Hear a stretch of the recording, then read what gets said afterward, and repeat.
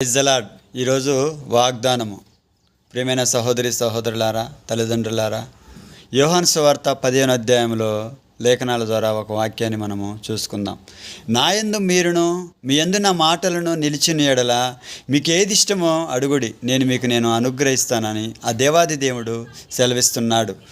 అయితే ఆయన యందు మనము నిలిచి ఉండాలి. మన యందు కూడా ఆయన వాక్యము ఎప్పుడు కూడా మన హృదయంలో నిలిచి ఉంటే మనం ఏది అడిగినా కానీ దేవుడు ఖచ్చితంగా సహాయం చేస్తాడు.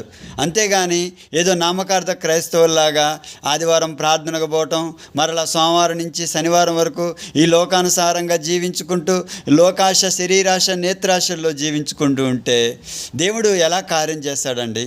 ఆయన యందు నువ్వు నిలిచి ఉండాలి. నీ యందు ఆయన వాక్యం ఎప్పుడూ స్థిరంగా ఉండాలి. అప్పుడే దేవుడు నీ కార్యాలను సఫలపరుస్తాడు. దేవుడు ఈ వాగ్దానాన్ని దీవించునుగాక. ఆమేన్. Praise the lord.